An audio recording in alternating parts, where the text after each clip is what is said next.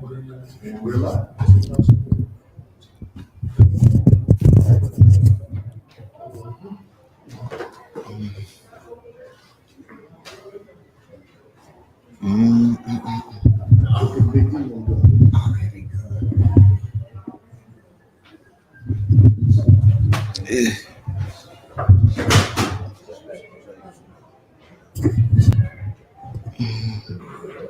I'm good. All right, we good. All right, hello everyone. I guess we can go ahead and get started. First off, my name is Ricky Hamilton. I'm the reentry coordinator for Phalanx Family Services, and what we are here today for is for our honoring and recognizing of Second Chance Month. This is actually the third event out of a series of four that we as an agency have been recognizing Second Chance Month. And for this particular event, which is called Free Communities, what we wanted to do specifically was highlight some organizations that are doing great work in Chicago and in our communities to help promote freedom and second chances themselves. On today's panel today, I have Ray Robinson, Mr. Ray Robinson, who's going to be representing the Racial Equity Cohort Fellowship up under the JAC. And then I also have my brother, Mr. Marlon Chamberlain, from the Fully Free campaign. And then I have my other brother, Mr. Swanee Swanson, from Restore Justice, Illinois. And each one of these individuals is going to be telling y'all about some amazing work, but a little bit more preference on why I in particular felt this day was so important was because I got some people in the audience who I knew while I was on the other side. And I know while we were on the other side, we constantly come across bills and laws and potential legislation that we knew not only was beneficial to the place that we were at while we were incarcerated, but also for our communities. And individually, I know we used to all scramble, calling all our family, all our loved ones, hey, can you please look up this bill? If you see it, see if you can, see if there's some way that you can support it. Go vote for it. Call anybody you know. And we used to kind of do it from a grassroots standpoint, from the inside. But now, here we are on the outside. And the big thing I wanted to see was just us as a population. The next step is going to be the community itself. But for returning citizens ourselves, as I know my brother Marlon gonna hit, we have a lot of power in ourselves by unfortunately us being such a large block of individuals. But just imagine if we could cohesively come together and make sure that those bills, laws, and legislation that are beneficial to us and our communities was actually passed and seen through. So this is for us, man. And I want to thank everybody online for checking in. Again, this is Phalanx Family Services, and just the start of some more great opportunities and information that you're about to receive today. So without further ado, I'd like to start with my brother Ray Robinson. If you're ready to go. Yeah, sure. Yeah, once again, it's always an honor. Once again, it's always an honor to be selected to do anything, to share any information based off my travels or episodes and experiences. I want to say thank you, brother, for inviting me out to participate in this panel with such great men as these two gentlemen to my left. Once again, my name is Ray Robinson. I work with the Safety and Justice Challenge here in Cook County, which is a wing up under the Justice Advisory Council here in Cook County. And what we do at the Safety and Justice Challenge, we engage the community. We pretty much want to target those that have been impacted to capture their voices and their experiences, capture them, and then take them to stakeholders and elected officials here in Cook County. And when I say the system, as the system partners for the state's attorney, public defenders, chief judge department, and other departments that deal with criminal justice, I'm not speaking about these departments lightly. And I'm a realist. I'm saying that is because we have been insulted by these departments for so many years. We have been impacted in so many ways, to the point the conditions that we live up under, we may be responsible to a degree, but you cannot rise no higher than the systems that you're up under. And what we do is we go out in the community, we go on the blocks, we go to faith-based, community-based, and business-based and corporate businesses that's planted in our community, and we have open conversations about racial equity, injustices, and historical racism, and historical mental side that's been affecting us as a people and as a community, and having open dialogue, honest dialogue. So we targeted our first three communities we targeted was Austin, North Lawndale, in the Roseland community. And the reason why we target these communities first, because after the data,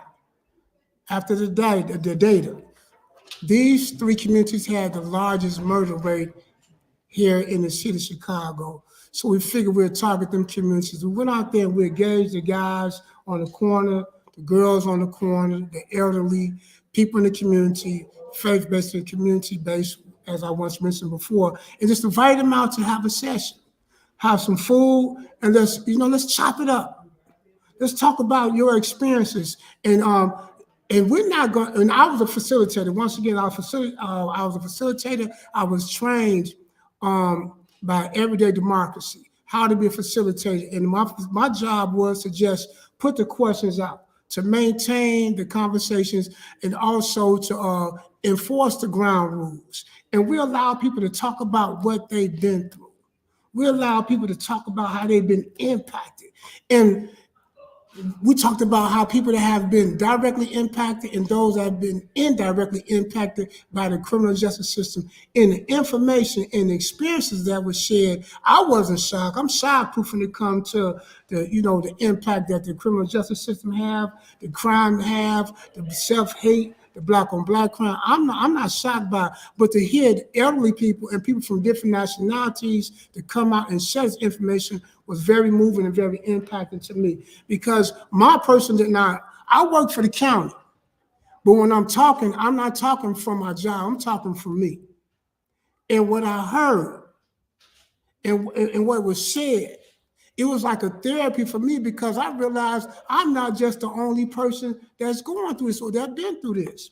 And what they shared was impacted. So we jotted down everything that they shared, and we had what we call the action summit. So we had a session to where we just broke down all the different chart paper that we received from the different communities, and we allowed elected officials to come out. And we just had a conversation with them about what these people was talking about in these dialogue sessions. We had Cook County State's Attorney Representative Kim Fox to come out. We had people from the Chief Judge Department to come out. We had law enforcement to come out, and we had real dialogue, all gloves off. And we let the people tell them how they feel about the relationship between them and our community. We talk about the injustice of being incarcerated, over-incarcerated, state's attorney, what you call dealing with people's lives. We talk about bad representation from the public defender's department. See, in these conversations, not easy conversations to have. All that professional talk, all that stuff don't mean nothing if it's nothing tangible on the end that's really assisting or improving the people's condition. So we had these hard conversations. We had these hard talks. And then at the Action Summit, we allowed the elected officials to come out and hear what these people said and put, respectful pressure on them to do something within their departments, because we're tired of hearing the same thing over and over and over and over and over again. We have to be realistic, and I'm realistic in this charge. Now, also, we have 4 strategies we're working on up under Justice Advisory Council. The first strategy is bond court reminder. We know we get popped, we get locked up. I could just be me, right? Okay, we get caught up out here, right? Because some lifestyles and some things we trapped in, right? So we get court dates. Some of us fighting addiction, some of us fighting our inner demons, some of us fighting all kind of issues. So right, we could honestly forget when our court date is. So. Yeah, I'm talking. Oh man, poverty is chasing that job. Poverty is not just a crime; it's a sin. It's because poverty calls you to suspend your humanity and your morality to make ends meet. So I don't care about my neighbor's grass because I'm too busy trying to come up. You know what I mean? So you're right. So all these abundant issues we face, and let me say this too: we just don't exist in these conditions. These conditions also exist in us. So a lot of times, from a system perspective, they, like I'm not going to say his name, but he was a judge. He was at one of our breakout tables, and they say, what are y'all going to do about these laws? And he said, tell people to quit committing crimes.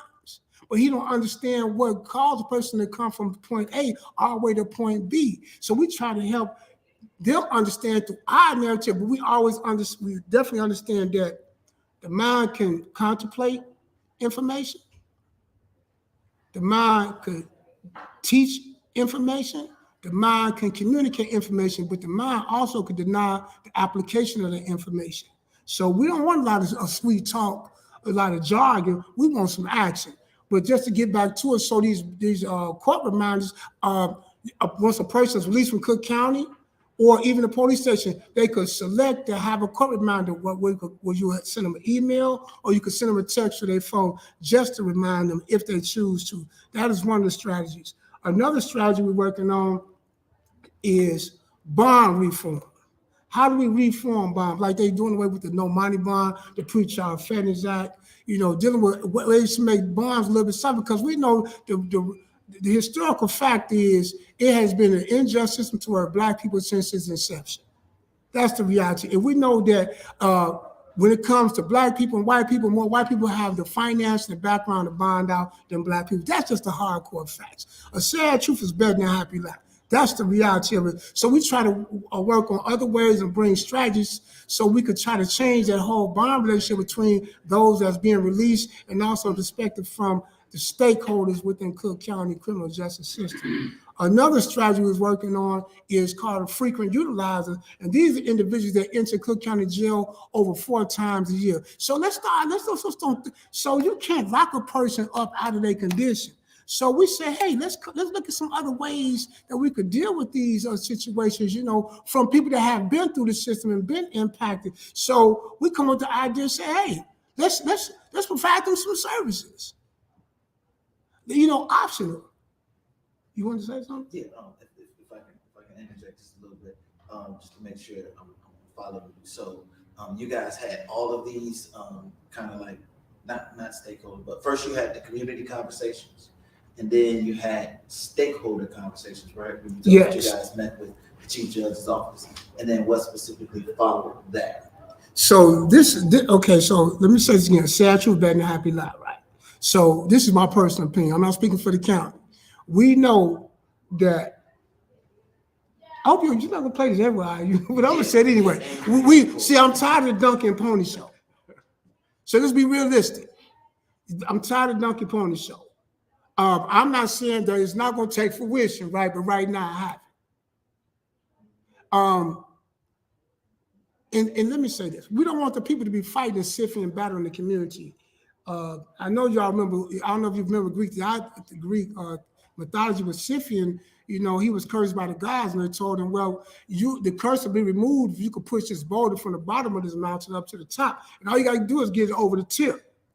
And that's a motivating factor for him to come up from under this punishment for life. So he steady pushes his boulder. When it get right back here, guess what? The boulder falls back down on him. We don't want this to be an illusional conversation. You know what I'm saying? An illusion in one sense, but a reality follows the conversation, but no reality taking place in real space and time. So, okay, I get that. So, so what was the specific solution that came from those conversations? Isn't it the cohort? So so from all the different communities that we targeted, everyone pretty much said the same thing in a different way because everyone is facing the same systemic bias problems. So they were talking about safer communities, better police, more jobs, more opportunity for housing, more opportunities as opposed to incarceration programs to assist people with other ills that's bringing them to the stairs of justice. They talked about safety issues, and then also they talked about people that have been indirectly impacted. People that haven't been to the jail, but in their community, they scared to walk around and go to the store. They're afraid to do this, they're afraid to do that. So the different communities talked about a host of things what they're being confronted with every day, just trying to navigate from home to work, or from home to the store. So it's a lot of issues. And then when it comes to systems, the sentencing, the conditions that people have to live in Cook County, the way they're being treated at the Chicago police station. We know that Chicago is not part of the Cook County criminal justice system, but they work in conjunction. And it's impossible to talk about the criminal justice system and isolate Chicago police. So the issue comes up about the police and tactics, the strategies and things of that nature, how the community is being treated when they're being stopped by law enforcement. And this is how the racial equity cohort was created, right? Yes, this is part of our sustainability. Um, so the racial equity cohort was something that we was trying to come up with so we could deal with it, look at it through the racial equity lens, and not just from the community perspective. So let me say this too. Let me be real clear with this. So unfortunately, when you start studying problems, because American academia, is very well put together. So when you start studying the problem, you always end up studying who suffered from the problem, not who profit from the problem. So I want to keep that up front. So we want to always say what the people doing, what the people doing, what the people doing, what how the system failed us. So the racial equity lens bring a lens of equity to corporate America because CROA is our partner organization we're working with, and CORE goes around the country and do this type of work. They bring an equity lens to corporate America, community-based organizations, and other service providers in these communities so they could look through the lens because we know that most of the community-based organizations, safe to say perhaps, because I don't have the data, so I don't want to speak out of turn, it's safe to say most of the community-based organizations that are in our community, they may be predominantly staffed by blacks, but when you get all the way up to the CEOs, it may be of another nationality. So looking at it through that racial lens, looking at it through the racial lens at every step of the way, how we being impacted by people in our community that's not of us, but making decisions that affect our lives. So tell us, what's the intended purpose behind the specific cohort right now that's going on? So the intended purpose, this is our first round. So intended purpose is we were selecting 10 impacted people that have been through the death smell Crips, been impacted in every manner of the way to come in and participate in this process. So we end up selecting 12 individuals and they are receiving $10,000 over the whole year process. And we're just having a few sessions once every 2 weeks where we come out and we discuss. Right now, we're reading from The New Jim Crow by Michelle Alexander. And we're just breaking down different chapters and educating people and also capturing their voice. And the other day, we had one of our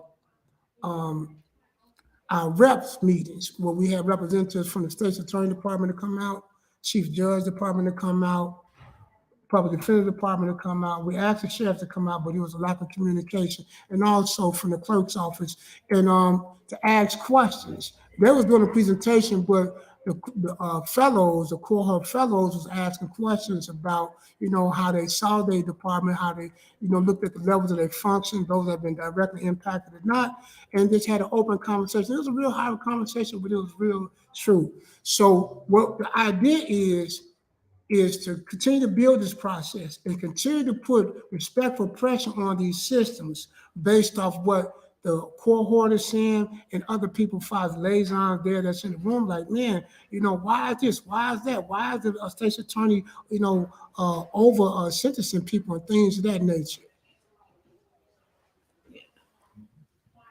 So anything else? And before I let you close out, I just wanted to kind of give a quick synopsis because as a fellow myself, I was actually there for the last event that he talked about.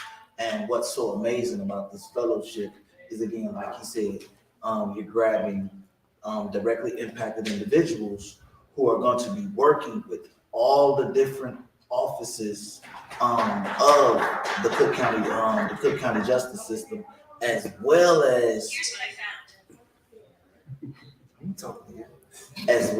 community-based organizations. So we have individual people from Johnny Page from Contextos, AB from Precious Blood. You have individuals that represent organizations. You have the fellows, and then you have the Cook County government. And what we're all doing is going through this, looking at the system through a racial equity standpoint. And right last week we had every person that was a part of that was representing the chief judge's office, the state's attorney's office, public defender's office, the sheriff's office, and the clerk of the court's office. And we're all going to be creating solutions. Like we're taking real looks at what those offices were. Like there are, as can be imagined, coming from us. Just imagine you've been through the system and now you finally get to talk to someone from that judge's office or from the state's attorney's or from the public defender's office. And we giving them like what it is. And in the end, what's beautiful is sorry she couldn't be here, Miss Kimberly Ambrose. This is one of her brainchilds. The whole intent is for us all to come together as stakeholders and then reimagine or recreate what these offices need to be to better represent the communities that they call themselves representing.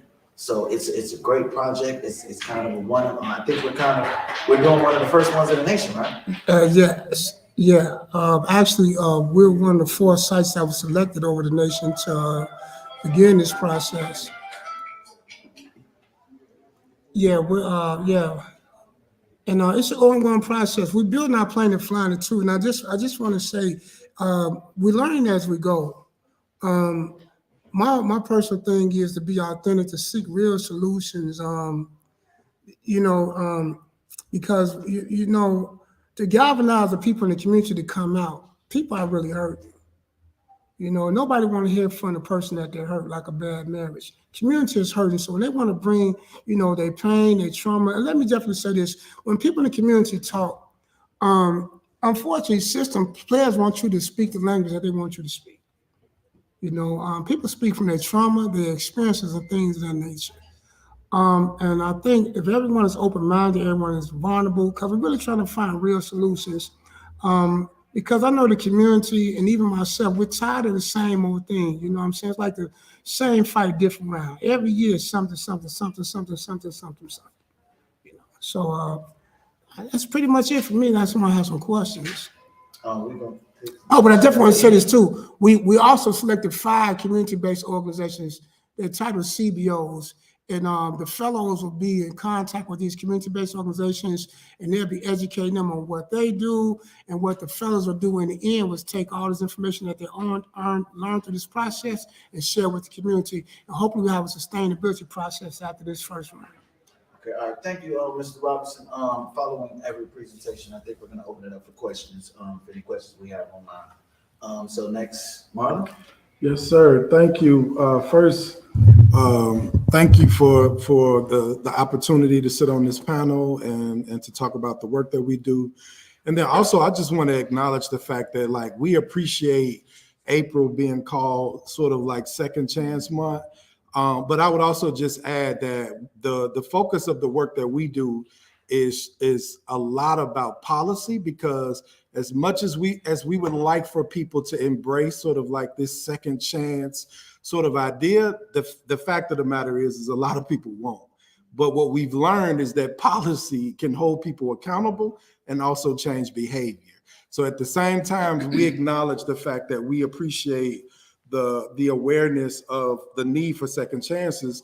We also want to make sure that we push just as hard to establish policies to hold folks accountable that are not buying into sort of like this second chance model. My name is Marlon Chamberlain, director of the Fully Free campaign, which is a multi-year. Yeah, I don't need it. Yeah, it's a multi-year statewide campaign. And just to provide some context as to how I sort of like landed in this role, in 2002, I was sentenced to a 20-year federal prison sentence.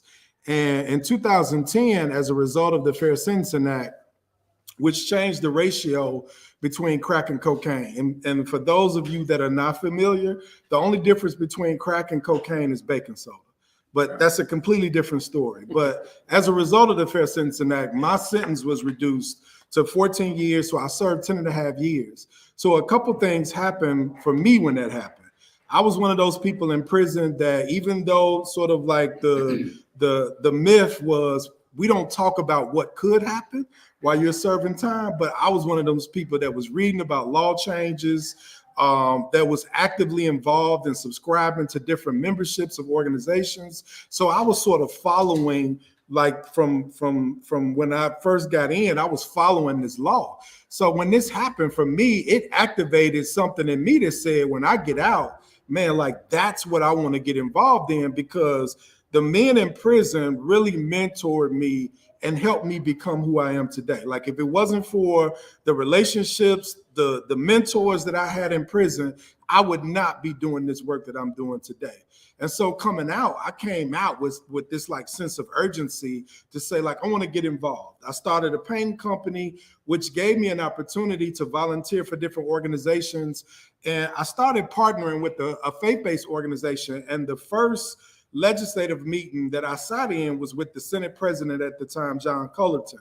And it was in this meeting that I realized the importance of us being in these spaces, because we were talking about expanding sealer eligibility. At the time, it was only 3 convictions that could be sealed or expunged, and we were talking about expanding that from 3 to 9.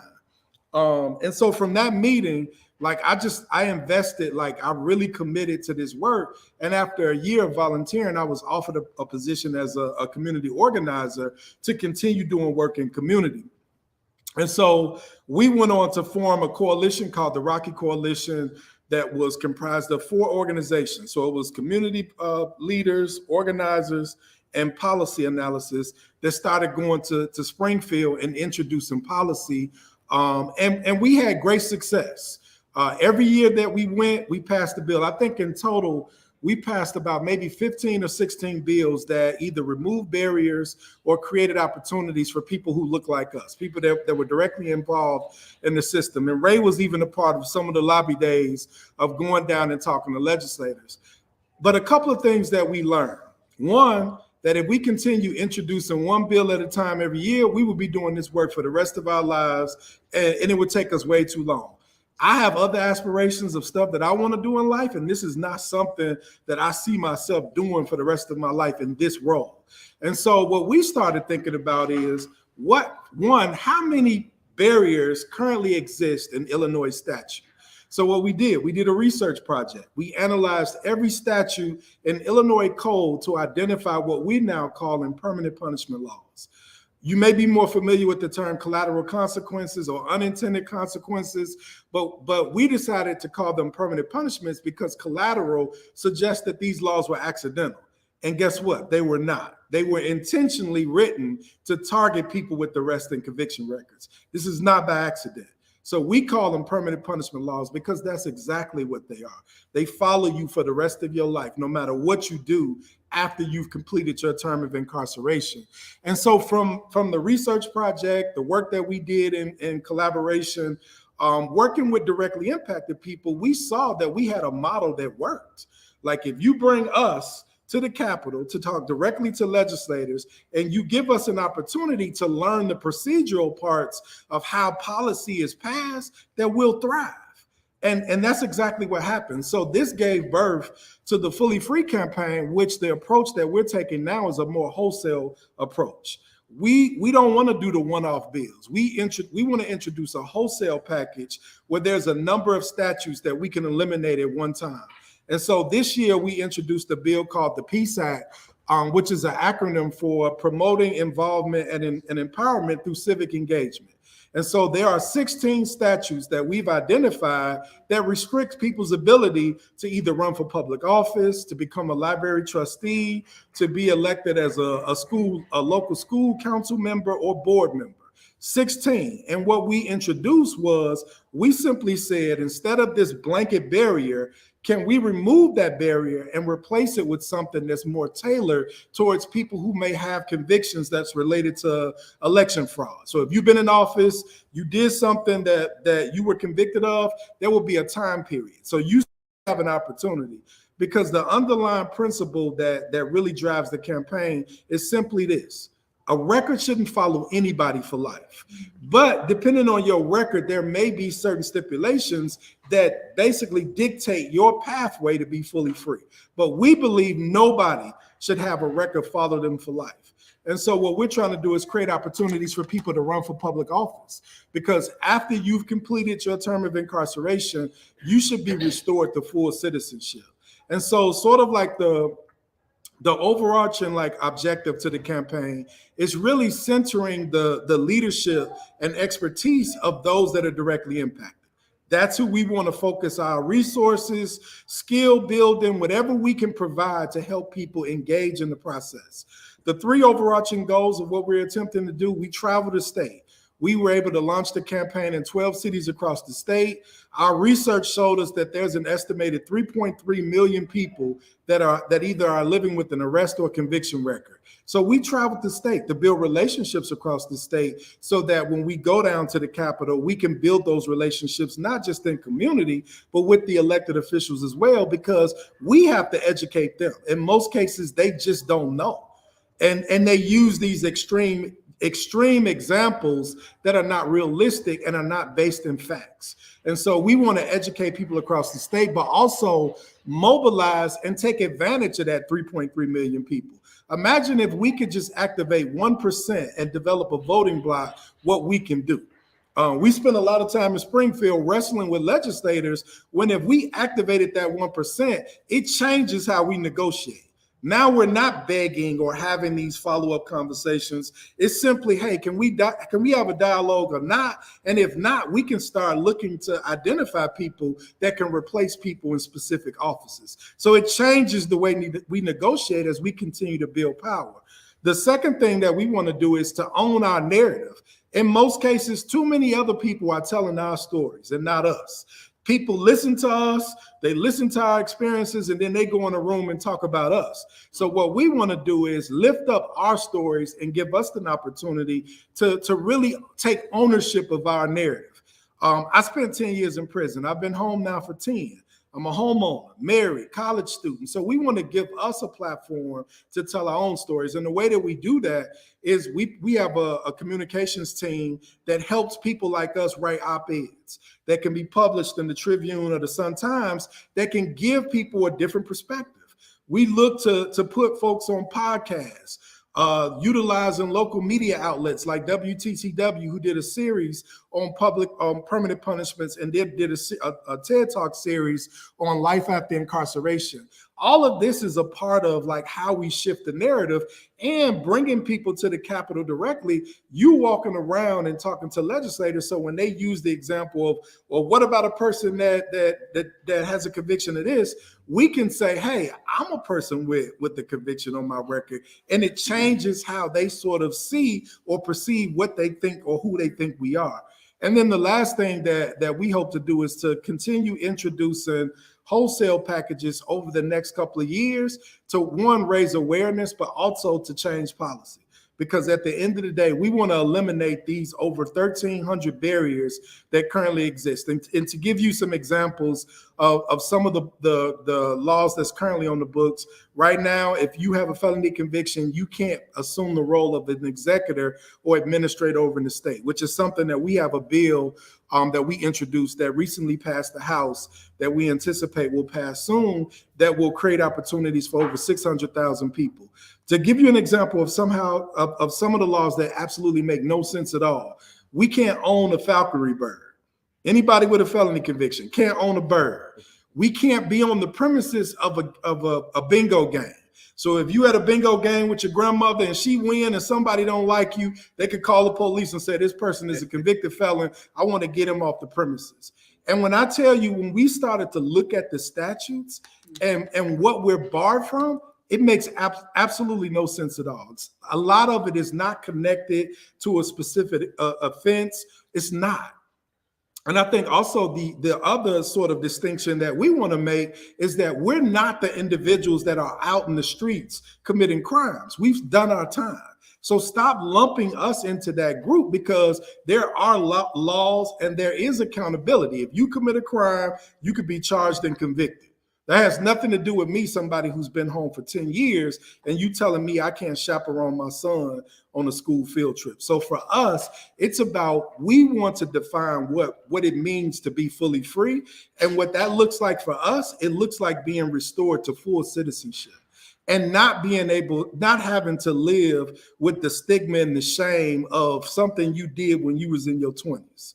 Or you did a decade ago, or even if it was 2 years ago. When you walk out of that system or walk out of that the prison bars, there shouldn't be a set of invisible bars, permanent punishments waiting on you. You should be able to thrive and move forward. And so overall, that's the goal of what we want to do. And we want to continue to involve and engage in any ways that we can to provide opportunities for people to develop the skills, come down to Springfield and talk to legislators directly so that we can continue to move this ball forward. Great job, Marlon, man. For anybody that don't know or haven't heard, my brother, he's been doing this work for a while, all up and down the state,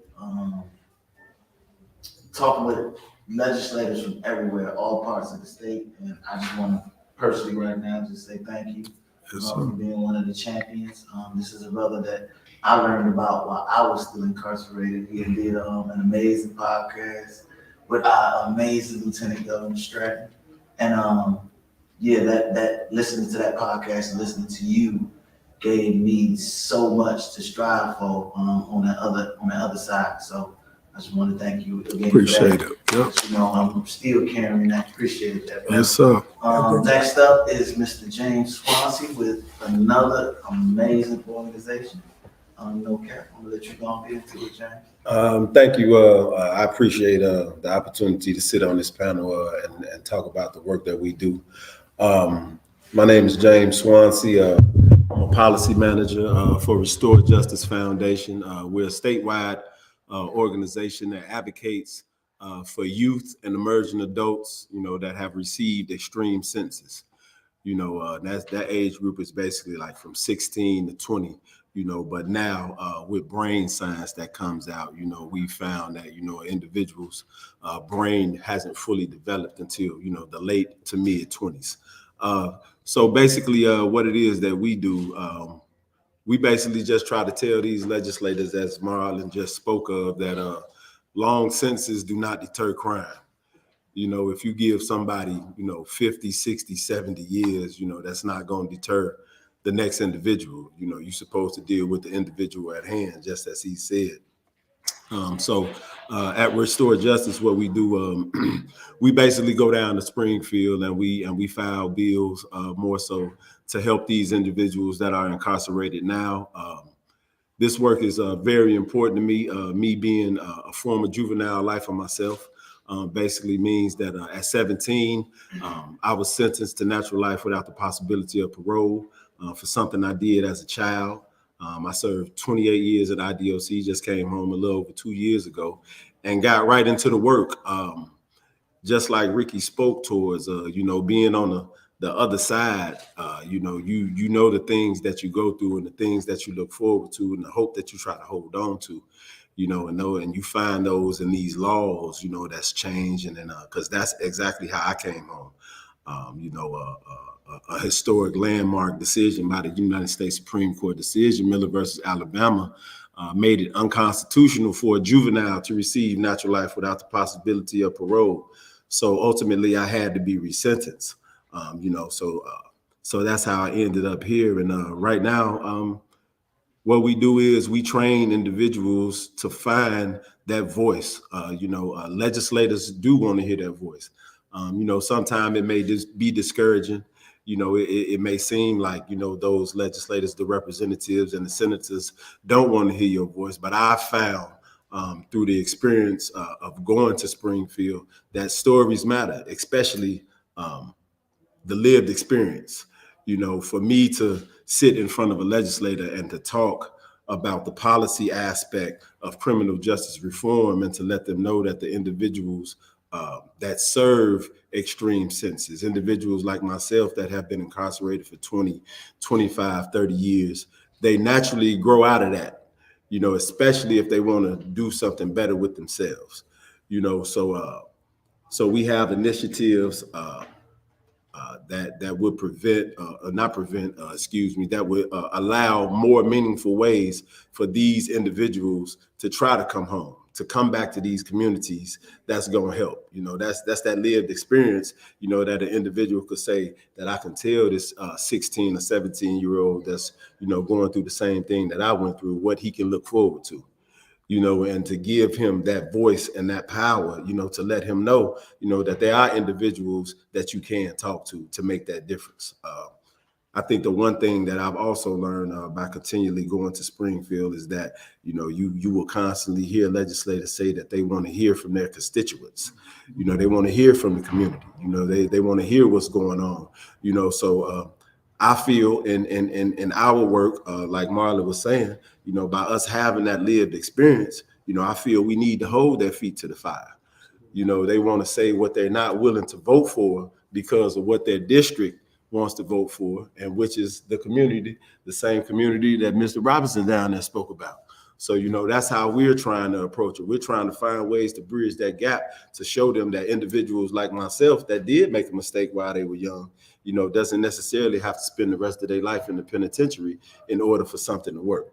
So, you know, we have initiatives, dealing with the Youth for Parole Act. If you didn't know, you know, Illinois abolished parole in 1978. You know, and since then, you know, it's been nothing but mass incarceration. And those people look like us, the black and brown, you know, so it trickles down and it trickles all the way up, you know, so we all in this fight, you know, so we passed an initiative in 2019, which basically made it eligible for individuals after serving 10 years to actually file, you know, to be resentenced, for their sentence to be looked at on non-homicide offenses. You know, so, you know, and that's a big thing with the system now. You know, you have a lot of individuals, you know, that are serving time for homicide offenses. And we made it so that those individuals can file for petition after 20 years. You know, and we all know, especially the individuals that have served time, that 20 years is a substantial amount of time. You know, individuals change, you know, naturally. You know, so that's an initiative that we push, and we're trying to make that retroactive, you know, basically so the individuals that, you know, that were in my position, you know, do have a chance to show what it is that they become. You know, I'm proud of what I've become. You know, that 28 years molded me. You know, it showed me what I can be and what I can become. You know, so and that's what I look forward to, you know, so that's what we do at Restore Justice. I appreciate that, James. Just in case anybody didn't get that, man.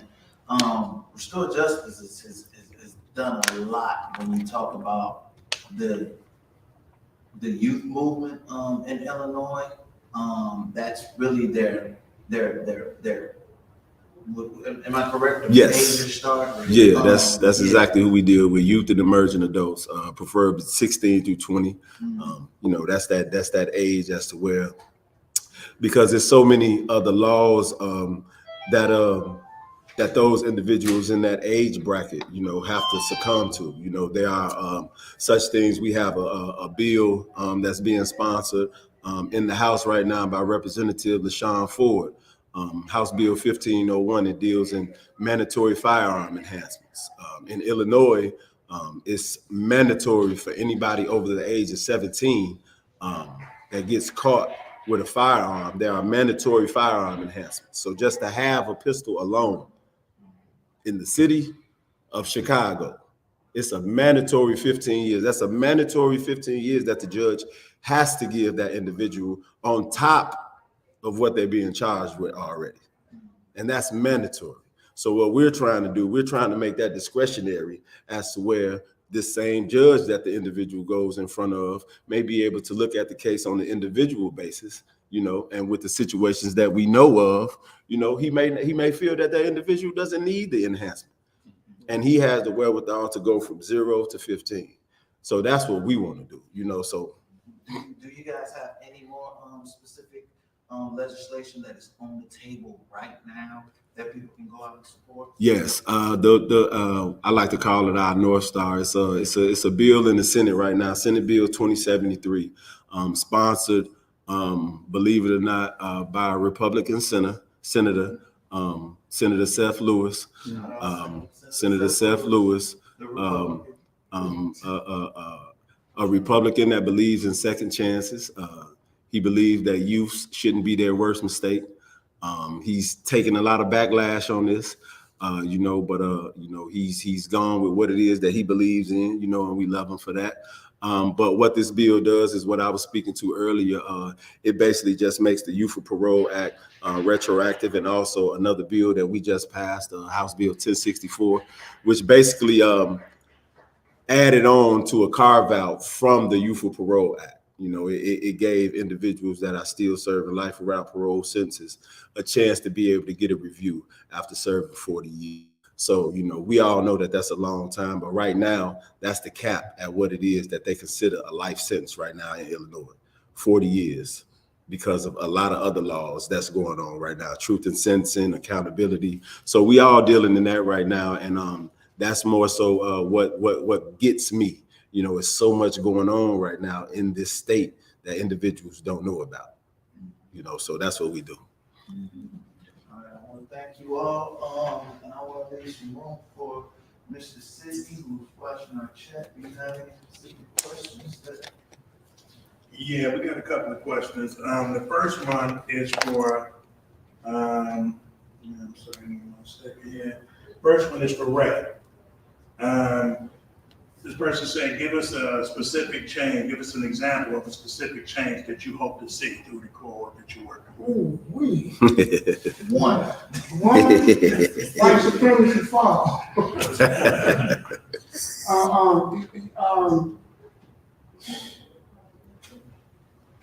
That's an excellent question. And this is, you know, I want to be authentic.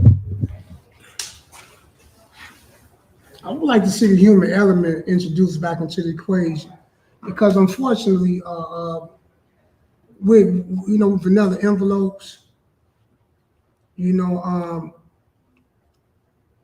seeing that as human beings. And if I had a magic wand, I would like to see all those as in the system, and start seeing people as human beings, not just a part of your job. Right. And I will also, I will also, I can't change, I don't have access to their internal dialogue. I can't change the way they think. But I know, this is my truth. The only way we're going to be, again, to chip away at this is when white people are as fed up as black, brown, and poor white people are. And they are fed up. Then we'll probably see some more advanced changes in all these particular areas we talked about. Because I have to always remember, and I'm gonna say to the person, that we're responding to an offense. We respond to an offense. We didn't draw first blood. We're historical victims of a system. We have a responsibility in it to some degree. But we can't ignore, like these brothers talking about the law. See, the law is supposed to be the same thing that set us free, but the same thing that's hindering us, imprisoning us. And we got to think outside the box, because you cannot do battle with an empire by working by their rules. You have to come up with other strategies like these brothers talking about. And we have to come together and unite to some degree and fight for all these different issues, because we have so many issues. And let me say this to the brother down here. Thank you. Both of y'all boys. Let me say this about the youth. We had a intergenerational dialogue, and we had a dialogue with just youth. And let me say this: historically speaking, the system has betrayed all the youth. Because innocence is a natural state of the soul. Lack of innocence is something that the soul requires when they come to here. The condition of our youth right now is a direct example of how each generation is responsible for generation to come behind it. And we're not following their lead, they're following our lead. So we are responsible to some degree when it comes to these babies. It's an old African proverb. It says, if the child doesn't feel the warmth of the village will feel the fire of the teenager. And this is what we're seeing in our communities right now. So, if I would just destroy white supremacy in all of its aspects, to answer that personal question. Keep it 100. Keep it 100. I'm talking about, that's the thing we don't want to talk about, nobody want to talk about because we want to protect our check. I get that. But until we call a spade, and it's going live, I may not have a job tomorrow, but I don't care about the job. I'm talking about I'm talking about when you're crying on the inside and can't be heard, when you're suffering in silence, when we don't even see each other as human beings anymore, all down, stay down type of psychology and philosophy that we travel with because we up under against so many things, internal, external. And let me say this too. Like I said, I may not have a job tomorrow, I don't care. It's one thing to get rid of white supremacy on the outside, it's another thing to deal with white supremacy on the inside. In a mind frame. We have to change our mind frame, because we can't save nobody from themselves. We could give them the tools and the resources to help them to make that change. Awesome answer, man. Thank you so much for that. As you were saying that, it reminded me of a quote.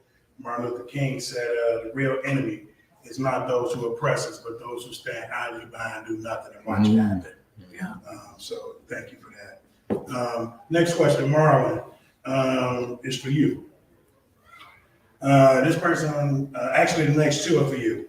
Why do you focus specifically on directly impacted people, and what have you noticed as the benefit of this strategy?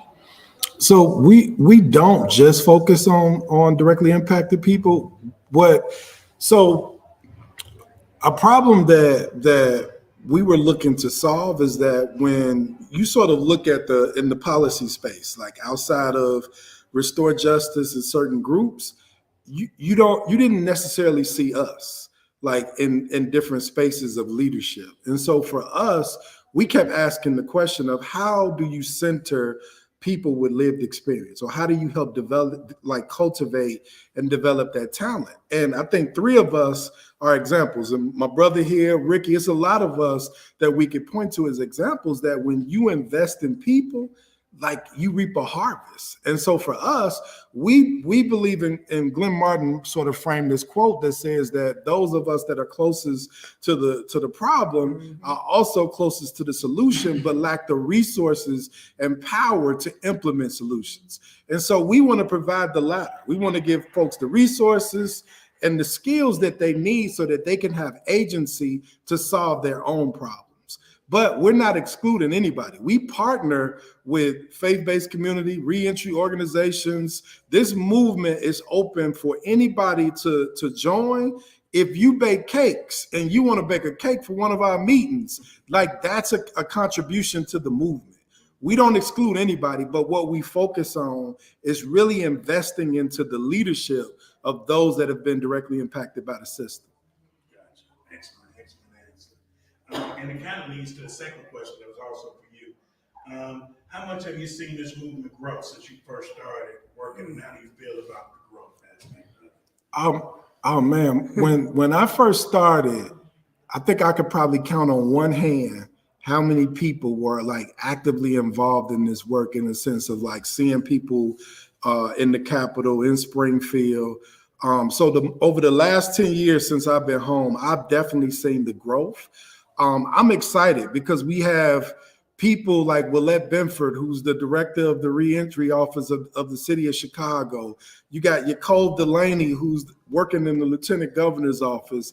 So I think like what I love to see is like just the fruit of like the investment that people made, and seeing all of the people that are now a part of this movement. Because for day one, for me, it has to be a collective leadership model, meaning that the days of one person leading the movement is over with. Because if you take one of us out, the movement's over. But if the movement is developing in a way to where you don't know who the leader is, then it's hard to stop it. And so because there's so many of us that are leading this work, like the movement is growing in the ways that it should, and we're continuing to open up doors for people coming out. So people are able to come out now and assume different roles, where when I first came out, it wasn't like that. Like you had to fight, scratch and claw. Like I can remember me having my story exploited because that was the only role that organizations saw me. Go tell your story. And I would go and do it. And then I started thinking like, wait a minute, like I'm a legislative strategist too. Like I understand chess. I love chess. I know how to move folks along. I'm not trying to get people to go from A to Z in one conversation. So I started learning the skills that I was developing. And then I think a lot of us, the same skills we applied in the streets apply to this work. It's just you don't have to worry about going to jail.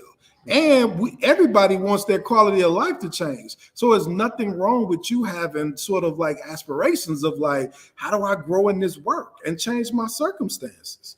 And I would also just close with this. I think there's a lot of us that really represent that this conversation and even what we're talking about now should be a part of what we talk about when we talk about reentry. Because I can point to, I know one person that was actively involved in this work that went back to prison that I've known in 10 years.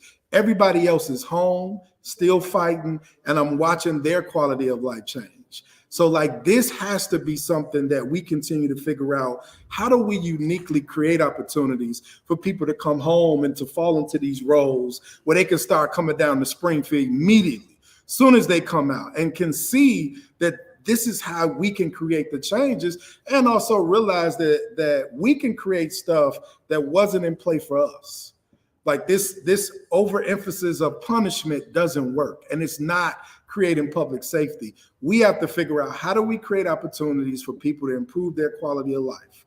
Because at the end of the day, that's what it boils down to. And people are going to exercise whatever vehicles they can that they think that can improve their circumstances. So we want to create these opportunities. Like, man, if you commit to this work and you continue to invest in your own leadership, you'll reap a harvest from it. Like you'll get a job and grow and be able to start your own organization and do consultant work and really thrive in this work in a way to let we not live in check to check or a step above poverty either. Excellent, man. Thank you for that. I share your excitement, even if not your experience, just from being at Phalanx and seeing the influx of re-entrant citizens that have made a positive impact across the board here at Phalanx in terms of positive programming, being out in the community. They've allowed us to reach populations that we were unable to reach before, and just as a direct result of some of the work that you've done, even though I wasn't there to understand or see the work or how it developed, but I am here to see the end result of it, and I'm grateful, man, just because I'm compassionate about my community. Absolutely. And seeing the absence of men, and seeing the shape the community has taken as a result of that manhood not being there, and then seeing brothers come back, not just rehabilitated, but committed to making things better, man, it's truly a blessing. Absolutely. So I share your excitement. So moving along, James, the next question is for you. Question after my own heart, being a clinical service guy. The question is, can you speak to whether or not there's any current legislation around mental health that would be available to citizens that are reentering? I can't speak exactly to a specific legislation, but there is legislation dealing with mental health. Mental health is a very big aspect in Springfield. It's more than individuals know. But one thing I can say that anybody, whoever that was that asked the question, more so can go to restorejustice.org. We have advocacy teams. We have trainings more so that teach individuals how to navigate ILGA, the Illinois General Assembly website, to where individuals can find that kind of information out on their own, because that's more so one thing that I know for a fact that individuals don't know how to navigate that. So they don't know how to find out that information, and it's very easy.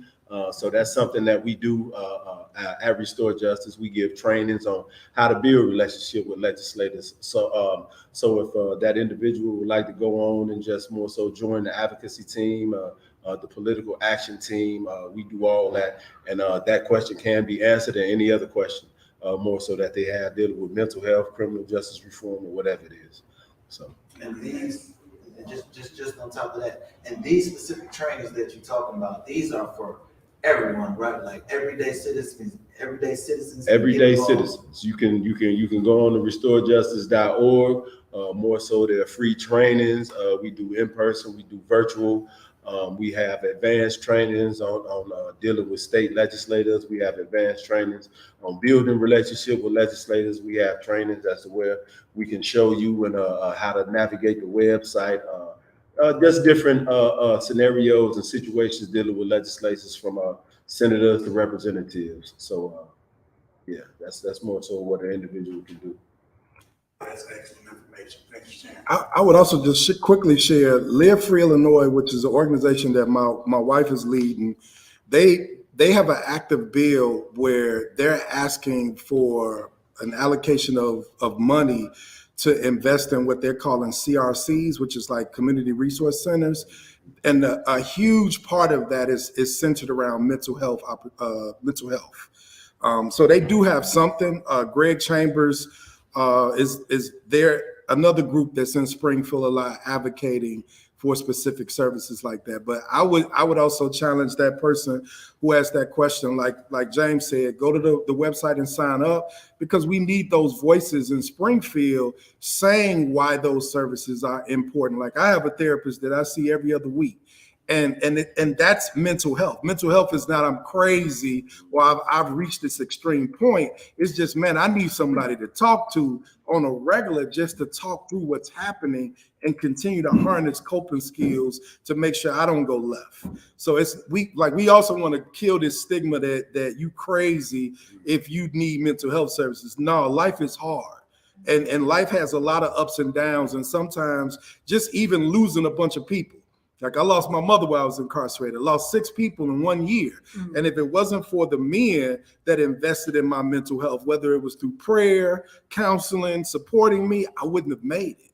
So like even killing this stigma that it's mental health is only for folks that's standing on the corner talking to themselves is false. Absolutely. Thank you for that.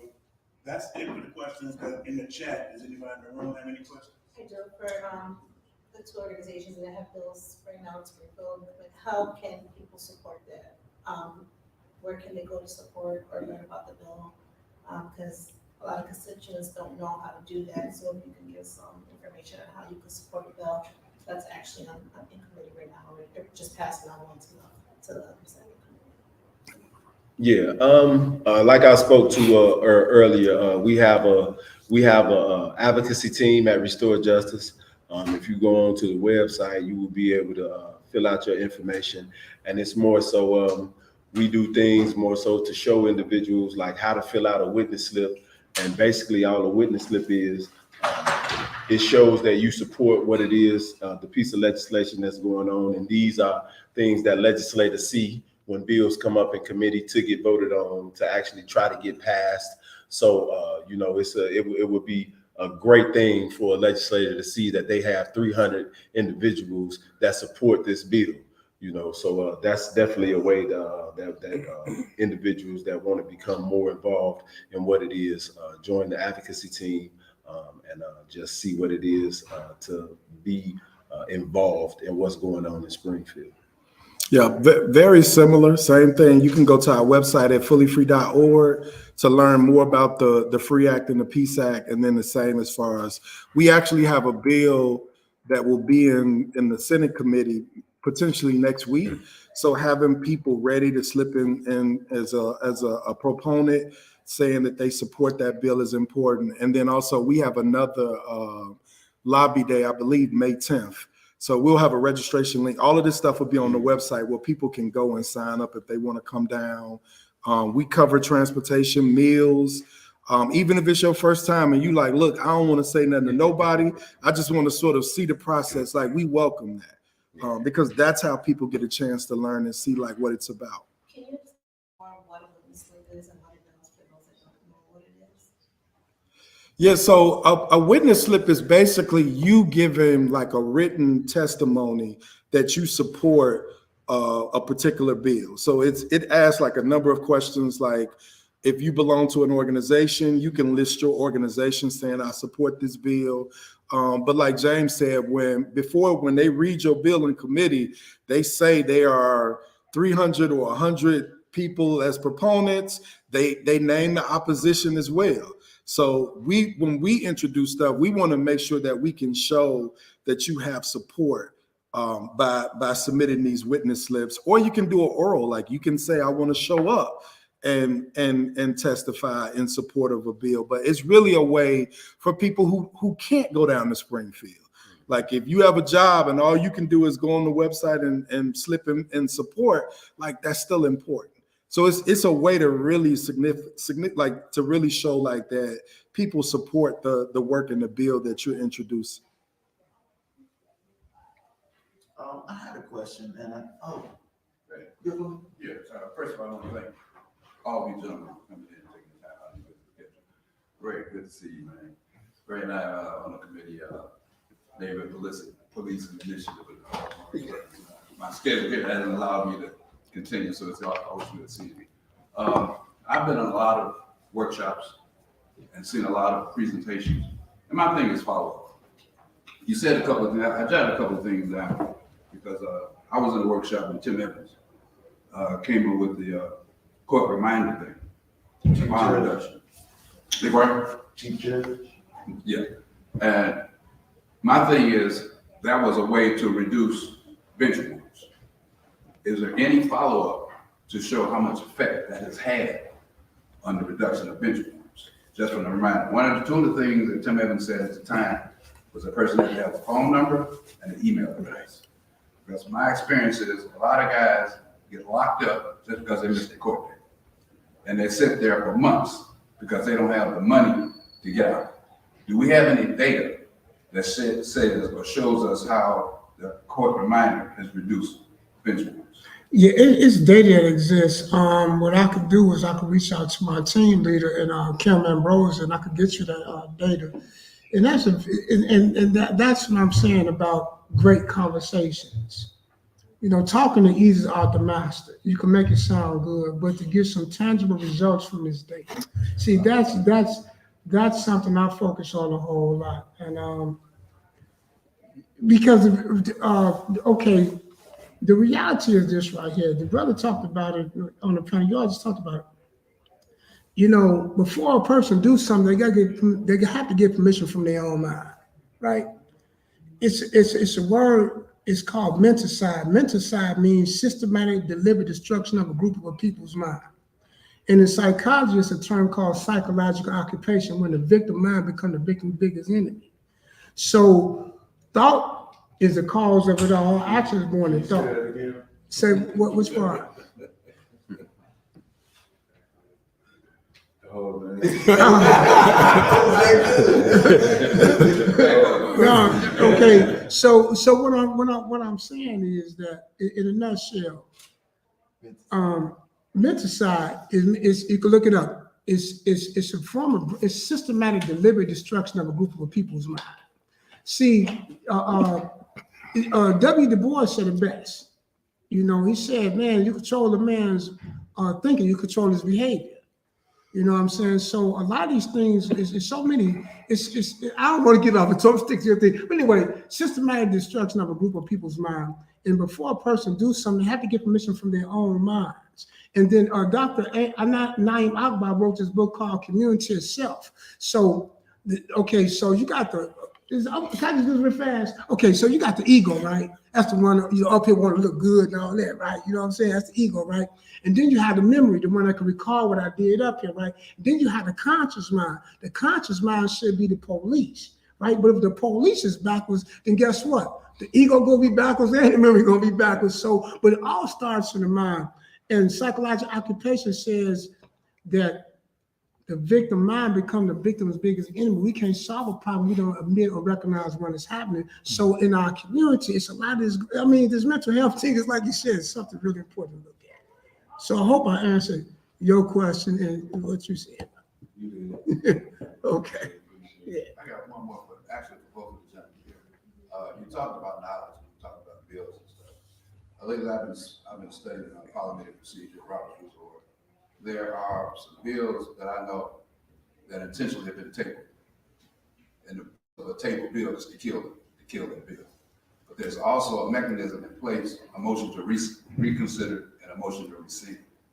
Are there anyone that you know of that's in favor of these bills that are willing, because when you motion to rescind or motion to reconsider, you're kind of stepping out there. you're going against the system. And this gentleman here talked about knowledge, and that's what it is. It's a lot of bills. You talked about 1,300 barriers. There's a mechanism in place under Robert's Rules of Order to erase all of that. But we need somebody to step up a motion to rescind the bill previously adopted by the body. Is there anyone that you know that's willing to step up to the plate? Because it takes a lot to do that. It definitely does. It's funny that you speak of it, because that's kind of like the political aspect of what goes on in Springfield, and that you speak of. That actually is, that's a tactic. Right. And it doesn't necessarily mean that it dies. It's a saying that they put a brick on it. And it's going down firsthand. You see that climate. You have legislators that are very passionate, about certain issues, but the political aspect of things sometimes deter them from doing the right thing. And although that shouldn't be right, it's a reality of Springfield. And that's what I see on a regular basis. But it's more so, it's so many things that goes into a legislator putting their name on an initiative. It's so much that goes into, an organization choosing a legislator, to put a name on their initiative. So that's an interesting question, and it's definitely a good question, because that's something that people need to realize and what they need to think about. Voting aspect. It's you have voting where you vote people into office.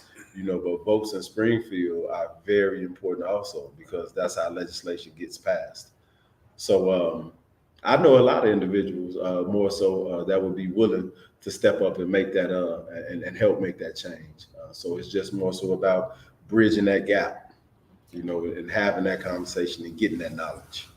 Okay, I got before we close out, I got a question I want to get to all you guys. I like to hear all of them, but before I get to that, I want to give Marlon and James an opportunity before we get to that last question to give a shout out to those, just based off of what y'all was saying, to those specific legislators that y'all might have in y'all mind that y'all know are being brave, stepping out and making some stands for some bills. So and I'll just go ahead and give you guys the question. Before you guys mention that, I would like for you guys to just talk to the community right now. If you guys can tell the community, like activate them on one specific thing, what would be your closing remark talking to the community? I start, of course, like I said earlier, I want to give a big shout out to Senator Seth Lewis. He's a big champion of our retroactivity bill, dealing with the Youth and Parole Act and dealing with second chances. Representative LaShawn Ford, he's a big champion dealing with things, dealing with the youth. We deal with him. He also is a sponsor of one of our bills, the bill that I spoke towards. But if I had to speak to the community, the one thing that I would say to the community is that your voice matters. It's a lot that you can do. It doesn't have to be necessarily one specific thing. You'd be surprised at what one letter can do, what one email can do, what one showing up to a legislator's event can do to actually get a chance to speak and tell your story. I know sometimes it can be frustrating. Things are hard, but as Marlon spoke to, the more individuals that we have like us and the more individuals in the community that are willing to step out there and to be that voice for those that may not want to speak or may not know how to speak, so I would say just to the communities that realize that you have a voice, and if you need help getting that voice across, you can definitely talk to Restore Justice, and we will help facilitate any meetings with any legislators. If you want to talk to your representative, if you want to talk to your senator, that's something that we do, and we definitely can help facilitate that and join that meeting with you. Yeah, in terms of shout outs, I would definitely all of the reps that James named, and then Rep Lakeisha Collins. Yes. I apologize, Rep Collins. Yeah. She's also a sponsor of one of our bills. Yeah. She's definitely willing to stand up and speak out. Senator Johnson, Rep West. It's a lot of folks that are good people that are willing to partner and work with community to help us move a lot of this stuff across the finish line. In terms of speaking to the community, I would use the runoff that just happened in Chicago. That the fifth floor was decided by a little over 30% of Chicagoans. And so there's a huge demographics of people that are basically like, I don't believe in that, and I don't want to engage in it. I would challenge you to rethink that and to think about what we could do as a community if we all sort of participate in the process. I'm not here to say that the process is perfect, because it's not.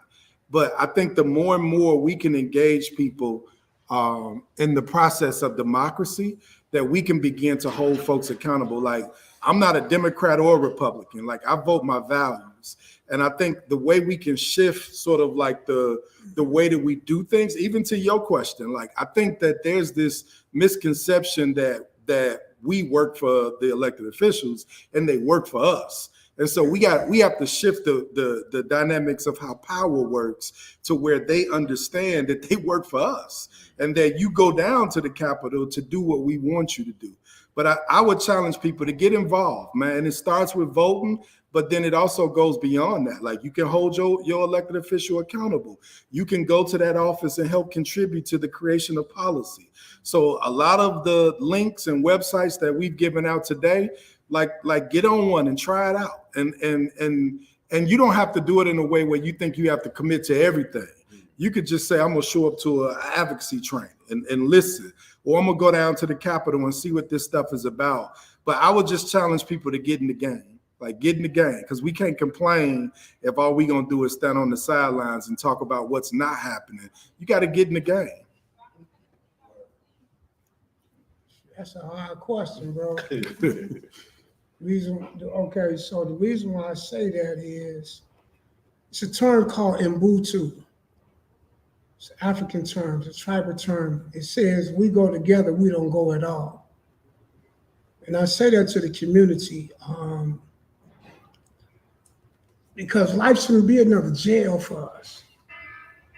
You can accomplish what you will, the only limit is in your mind. You know, stay in the fight. Stay in the fight. Because we don't, let me say this, service work is the best work in the world to me, right? Because it's the saying, you're not a true believer till you want for your sister and your brother, same thing you want for yourself. So I service myself inside of you. So I'm gonna do for you the same thing I want done for me, right? Because let me say this too, the chances of a human being being born in this universe is 1 out of 400 trillion. So we all hit the lottery, we alive. And I'm talking about life is, no man could describe the blessing and the beauty of being alive, yet we live death styles. I'm talking about we more precious than we know, and the only limit is in our mind. The only person to stop you is the person that I'm talking to. You can accomplish what you will. I don't care what you up against. Stay in the fight. Stay in the fight and bend time to your own clock. Live inside your mind. I'm talking about you greater than you know. I'm talking about you greater than you know. Don't let them, Marcus Garvey say the whole world ran on the bluff. Don't let them bluff you out your life. I don't care what you up against. You stand the fight. You believe in you. You cry, pray. I don't care what you got to do. You could do this. You could do what you could accomplish what you will. I'm talking about when you see a community, our brothers, our sisters. I'm talking about when we're hurting and killing each other. When our parents are scared to come outside. I'm talking about when social media is raising our youth and the youth raising their parents. And I'm telling you, you know what I'm saying? I'm talking about it ain't no time to tippy-toe and hobo with this. Our lives is on the line. Our young men. I'm talking about look at what's going on, not just with them, but with all of us. We can accomplish what we will. The only person who can stop us is us. I don't care what you're up against. Study, learn, know yourself. Do what you got to do, sisters, brothers, everybody, man. Because let me say this, the only hand that can help us and the best hand can help us is the one to end our own arm. We can't expect nobody to do this for us. We need to do for ourselves. We not no beggar race. We don't have to beg and plead and cry and conform to nobody else. Some real talk. Man, come on, man. We strong. We better than that. We dying all over. We better than that. We better than that. So I'm gonna say this. My closing, man. It says the highest love is the highest level shared between his and hers, with a bond so strong it can't be broken. And sitting down coming between true brothers and sisters, but yeah, man. Absolutely. Ooh, yeah, we gonna drop the mic on that. We gonna drop the mic on that one, man. I just want to thank everybody that's in attendance, in person, online. Illustrious panel, can you please give them a hand?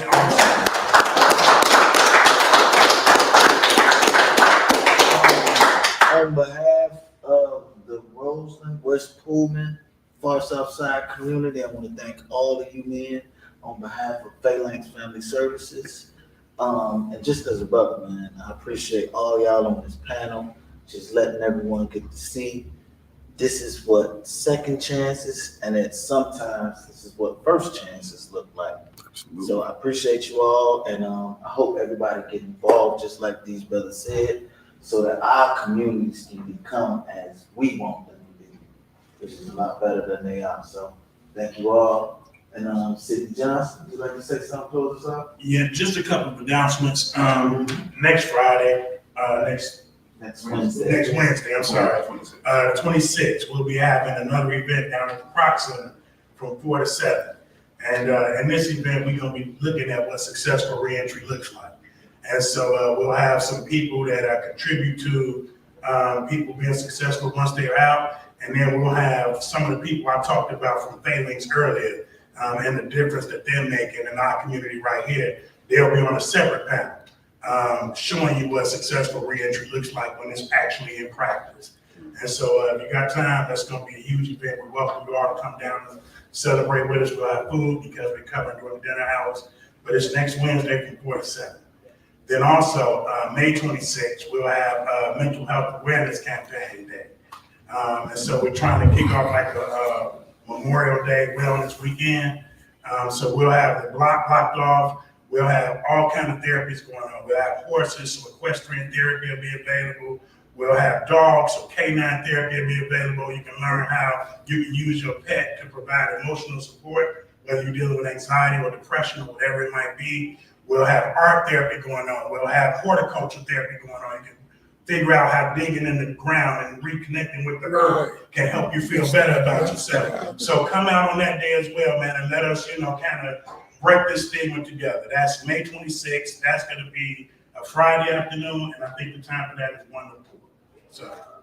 And again, just in case we haven't fully stated, everyone can go to phalanxfamilyservices.org and look and see what specific events that we might have going that month. We've always got amazing stuff. This ain't even a humble brag. My organization is business. So anybody, if y'all want to lay in tune, please come through. I'm Dolphin. I can't apologize. I was doing work. That's why I wasn't here. I had to go take care of some business, bro. And I appreciate y'all coming out and sharing y'all story. I see all y'all doing y'all thing. So just keep it up because they need to see us. They need to see that we can do it. At the end of the day, I believe when we come together, we can make a difference. It's all about getting together. You know what I'm saying? So I appreciate y'all, man. And I'm gonna go find it and look it over, watch it over, but I appreciate y'all. These are my 2 participants. And since we've been started our program, like this young man, he said, man, I don't even come on the block no more. And it's because of us. What I do, it's not just me. It's a part of Ricky. It's a part of all of y'all up there.